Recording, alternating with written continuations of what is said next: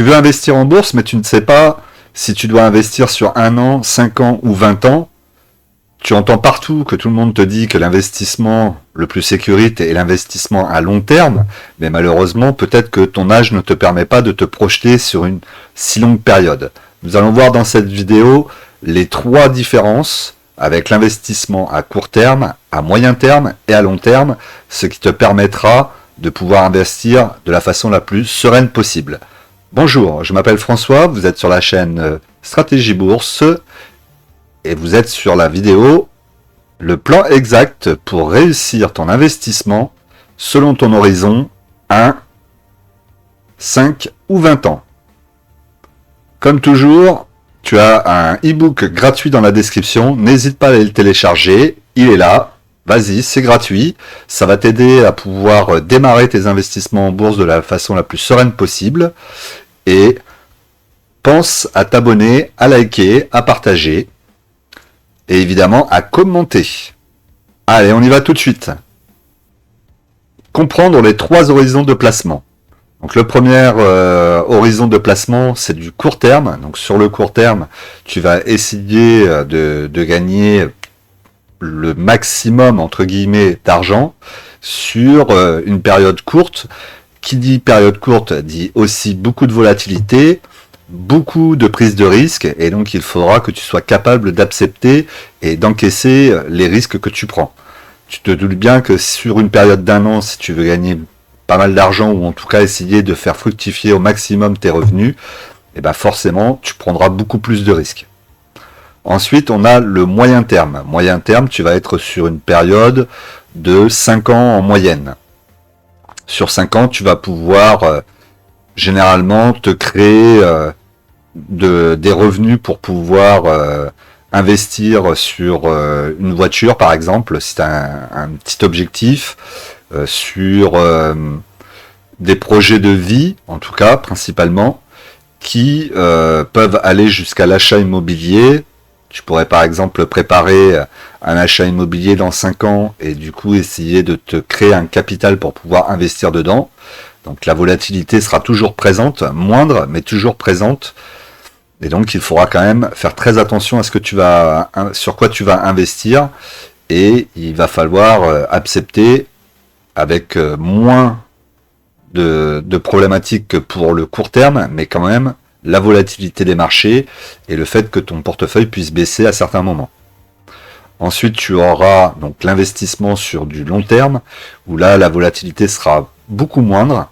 Tu es donc sur un investissement d'environ 20 ans, où là, tu vas pouvoir te créer un patrimoine pour ton futur, pourquoi pas une indépendance financière. Dans tous les cas, plus ton investissement sera long, plus la volatilité sera diminuée et plus les intérêts composés pourront faire leur travail. N'oublie pas ça. Le plan sur 1 an, investir sans se brûler. L'objectif sur 1 an, le premier objectif, ça va déjà être de protéger ton capital. Puisque tu vas prendre plus de risques, il va falloir essayer quand même de faire attention à ton capital de départ. Il serait bien quand même de le garder le plus longtemps possible, évidemment, et d'essayer de le faire un petit peu fructifier. En termes de stratégie, ce que tu vas pouvoir utiliser, c'est pourquoi pas des ETF obligataires, notamment, des comptes à terme, des fonds monétaires, avec le PEA sur court terme, si tu l'as déjà ouvert depuis un petit moment. Dans cette période de 1 an pour investir, la plus grosse erreur que tu pourrais faire, c'est essayer de spéculer et d'investir sur des actions où tu penses que tu vas faire un gros gain derrière.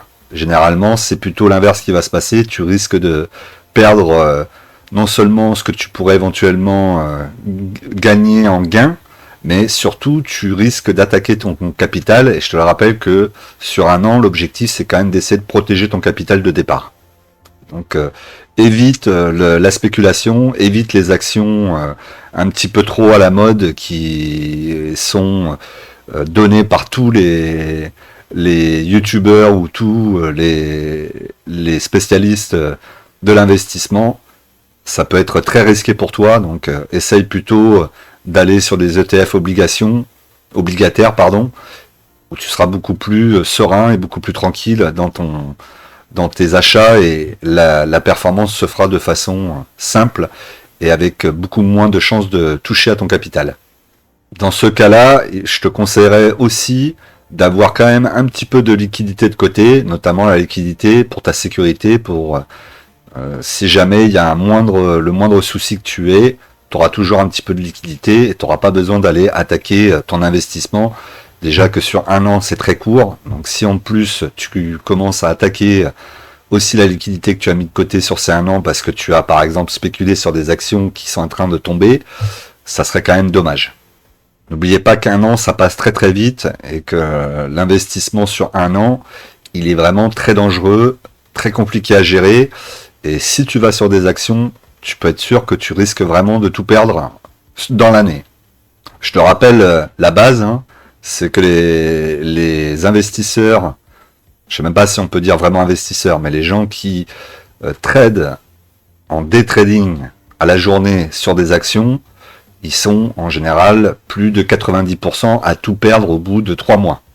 Donc là, tu as un investissement sur un an, il sera très facile de tout perdre si tu commences à essayer de spéculer et aller chercher des actions qui, soi-disant, pourraient avoir une performance plus importante. Le plan pour 5 ans, construire et sécuriser. Donc, l'objectif, toujours le même, va être essayer de faire de la croissance avec ton investissement, tout en essayant de limiter au maximum les secousses, puisque 5 ans, c'est quand même beaucoup mieux, mais ça reste quand même compliqué et il va y avoir des mouvements de marché qui pourraient te poser problème. En termes de stratégie, on pourrait imaginer un ETF World ou un ETF Europe, pourquoi pas, avec un petit mix avec actions et obligations, histoire d'avoir un portefeuille qui va en principe bien se tenir et qui va faire de la performance pour les 5 années où toi tu as besoin après d'avoir un capital plus élevé. L'important dans ce cas-là, ça sera de faire des versements réguliers, en DCA par exemple, pour essayer de lisser ton entrée sur chaque actif que tu auras choisi. Évidemment, je te l'ai dit tout à l'heure, évite le market timing. Choisis plutôt la régularité qui battra de toute façon toujours les émotions sur les marchés. Le plan pour 20 ans, devenir libre financièrement. Donc là, l'objectif, ça va être de maximiser la puissance des intérêts composés que tu pourras avoir sur ton portefeuille. En termes de stratégie, c'est beaucoup plus ouvert. Tu vas pouvoir, pourquoi pas, sur des ETF, ça reste classique, ETF World par exemple, on reste sur une idée d'ETF. Tu peux investir sur des actions, pourquoi pas des actions à dividendes. Tu peux investir sur des unités de compte via, pourquoi pas, une assurance vie. Alors évidemment, de mon côté, vous le savez, je privilégie toujours le PEA, mais tu as toujours l'assurance vie. D'ailleurs, je te mets ici une petite vidéo qui te compare l'assurance vie et le PEA. Donc n'hésite pas à aller la voir. Et organise ton investissement pour y injecter régulièrement la même somme. Pourquoi pas 100 ou 200 euros tous les mois que tu mettras de façon automatique sur ton compte et qui te servira à renforcer tes lignes et à continuer à acheter tes actifs sur long terme afin de maximiser les intérêts composés. Tu pourras diversifier de façon géographiquement ou de sectoriellement tes investissements, donc ça c'est quand même une bonne chose, ce qui te permettra par exemple de mieux appréhender les crises financières, puisque sur 20 ans, logiquement, si on prend les moyennes et les statistiques, en 20 ans on devrait connaître au moins 2 crises financières. Donc il faut être prêt pour ça, et plus ton portefeuille sera diversifié de façon géographique et sectorielle, plus il pourra résister à cette crise, et plus tu pourras toi profiter après de la baisse pour continuer à faire grossir ton portefeuille. En exemple, on pourrait prendre 100 euros par mois sur 20 ans, ce qui va faire environ 70 000 euros si tu as un rendement grosso modo de 7% par an. Ça reste une hypothèse évidemment, mais voilà ce que tu pourrais éventuellement imaginer avoir à la fin. Les erreurs à éviter quel que soit ton horizon. Évidemment, la première, ça va être de retirer ton argent lorsque on est en baisse. C'est surtout pas là où il faut retirer ton argent. C'est valable pour les 3 cas. Hein. Si demain on a une crise financière et que lorsqu'on est en pleine crise financière et au plus bas sur les marchés, tu commences à retirer ton argent, tu imagines bien que ça va être compliqué après derrière. Investir sur une seule action sera aussi une grosse problématique, ou un seul actif pourrait être aussi problématique si tu n'as pas suffisamment de diversification. Suivre les réseaux sociaux et investir dans ce qu'on peut te proposer sur les réseaux sociaux sans faire tes propres études et sans savoir dans quel actif tu investis réellement. Et pour finir, les frais et la fiscalité. Donc fais attention à l'enveloppe que tu vas choisir. Est-ce que ce sera un PEA, un CTO, une assurance vie? Peu importe l'enveloppe que tu choisiras, assure-toi qu'elle corresponde bien à ton horizon de placement et qu'elle soit en phase avec tes attentes. D'ailleurs, si tu as besoin de quelqu'un pour t'accompagner dans tes premiers pas en bourse et choisir l'horizon de placement, tes objectifs et ce que tu veux faire plus tard avec, n'hésite pas à réserver un appel téléphonique avec moi, un appel visio, pardon, avec moi, de 30 minutes. Tu as le lien dans la description, donc si tu le souhaites, n'hésite pas à prendre un rendez-vous, c'est 30 minutes, on verra un petit peu comment je peux t'aider. Moi, je te montrerai mon accompagnement sur 12 semaines, qui a comme objectif de te rendre indépendant et te permettre d'investir de la façon la plus sereine possible, pour gérer et maximiser tes revenus pour le futur.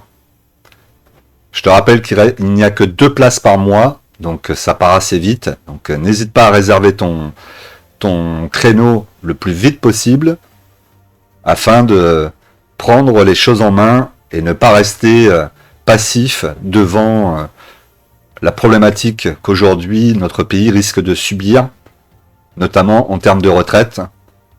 Vous pouvez le voir tous les jours, ça va être compliqué et si vous prenez pas les choses en main et si vous commencez pas à vous créer des actifs et investir correctement votre argent, vous pourrez plus vous retourner dans une vingtaine d'années quand on vous annoncera que la retraite c'est terminé ou que les sommes sont tellement dérisoires que vous ne pourrez pas vivre avec.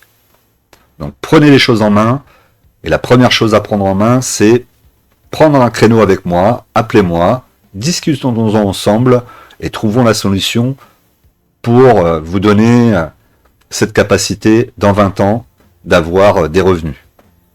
Ou moins, hein, si vous avez besoin sur 1 an ou sur 5 ans, on pourra en discuter évidemment, il n'y a pas de souci là-dessus. Mon plan personnel. Personnellement, j'investis principalement et le plus gros de ma liquidité sur le PEA. Vous pouvez le voir sur ma chaîne secondaire, hein, si vous voulez, ma chaîne principale plutôt, c'est pas la secondaire, c'est la principale, que vous pouvez retrouver, qui s'appelle Découvrir, Investir, S'enrichir. Vous verrez l'ensemble de mes portefeuilles. Vous verrez que mon PEA avance bien depuis 5 ans que je l'ai ouvert. Je suis même dans la 6e année, donc maintenant il commence à être assez intéressant comme portefeuille. N'hésitez pas à aller jeter un petit coup d'œil. Vous verrez comment il évolue, mes objectifs et la portée que j'espère avoir dans une vingtaine d'années. Moi, j'étais sur un objectif long terme avec une horizon en placement de 24 ans.